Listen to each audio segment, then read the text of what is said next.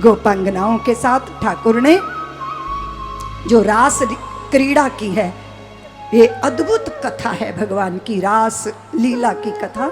यद्यपि इसको लेकर बहुत सारे लोगों में भ्रांतियां भी, इसी का आश्रय लेके बहुत सारे लोग हैं जो गोटे की बांसुरी पकड़ के, सुदर्शन चक्कर पकड़ के कन्हैया बने भारत की स्त्रियों को बर्बाद करते घूमते हैं धर्म के नाम पर।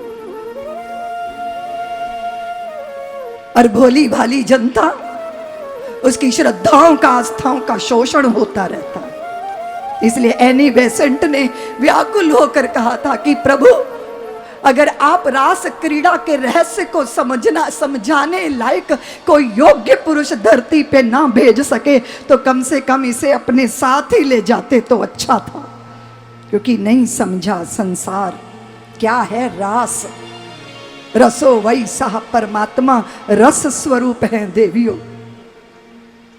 जब इंद्री का किसी विषय से मिलन होता है तो रस आता है। हम दर्शन का रस लेते हैं, भोजन प्रसादी का रस लेते हैं, और हमारी प्रत्येक चित्तवृत्ति किससे प्रकाशित होती है? अगर आपका मन आपके साथ नहीं है तो आप सुनकर भी सुन नहीं पाते, देख कर भी देख नहीं पाते, क्योंकि आपकी चेतना इंद्री के साथ नहीं है। तो प्रत्येक इंद्री को, प्रत्येक चित्तवृत्ति को प्रकाशित करने वाली जो सत्ता है वो चैतन्य सत्ता है।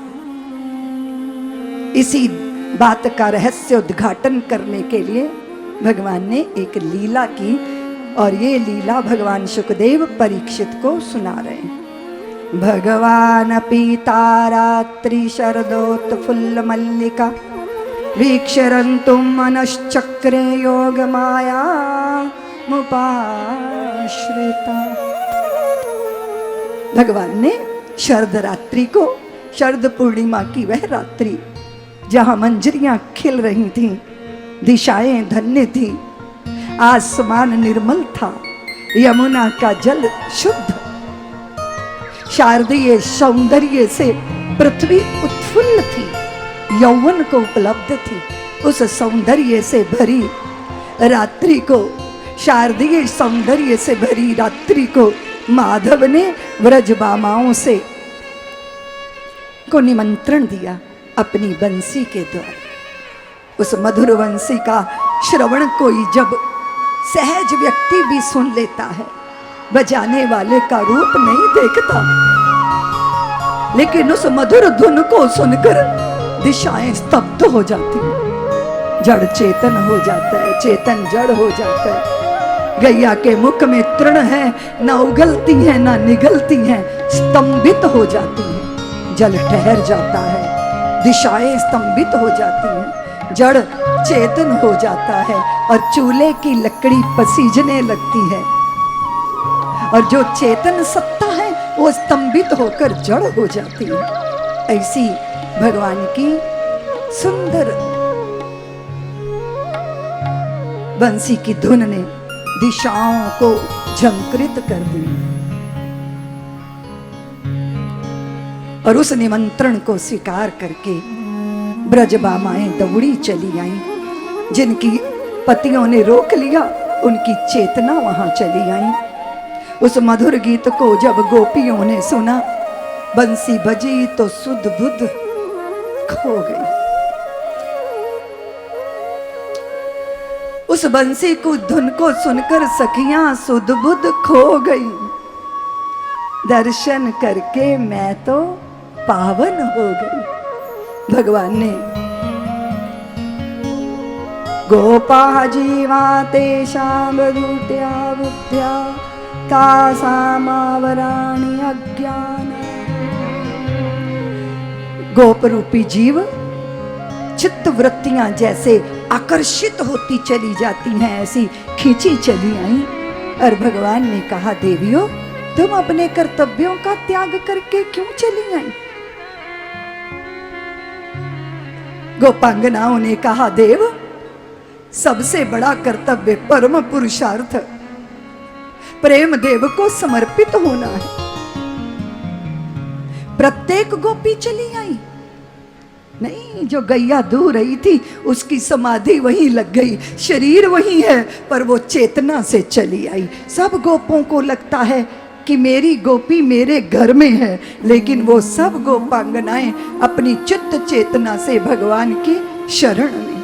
स्वागतम गो महाभागा प्रियं किं करवाणि वः, स्वागतम वो महाभाग।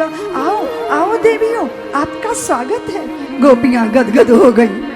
भगवान ने स्वागत किया, मधुर वाणी से, स्मित हास्य से, मंद मंद मुस्कान से, रस से भरी आंखों से, प्यार से भगवान ने स्वागत किया। और फिर पूछा, आने का कारण बताओ।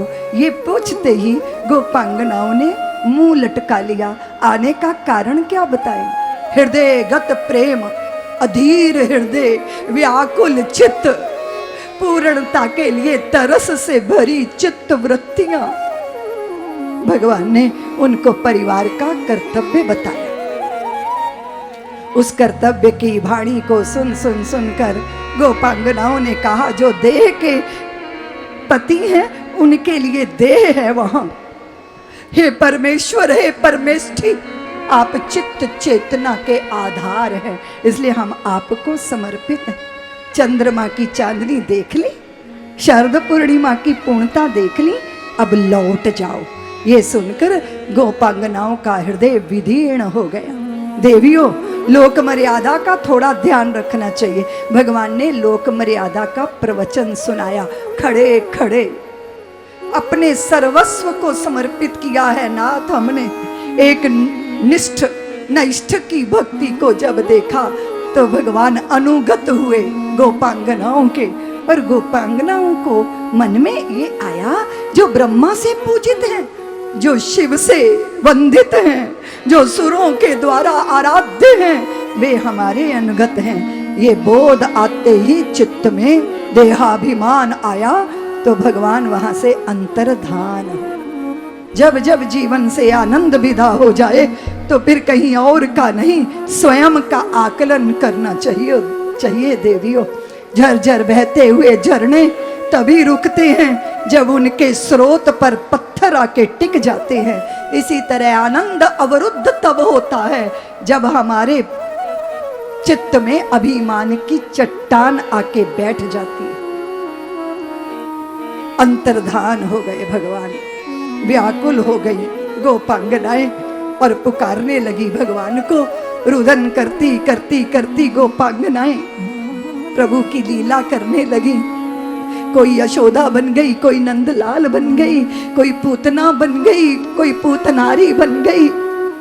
ऐसी लीला करते करते गोपांगनाओं को लगा कदाचित हम कुछ गलत करेंगे तो भगवान आके बाह पकड़ लेंगे और वो जो अंतर्धान हो गए वो प्रकट हो जाएंगे। आंसुओं का प्रवाह चला, व्याकुल चित्त वृत्तियां। कोई शाम प्यारे से कह दो ये जाके चले क्यों गए हमसे नजरें चुरा के। और रूप चाल मोरसी क्या है मेरे श्याम सुंदर की निशानी, मेरे चोर की निशानी क्या है?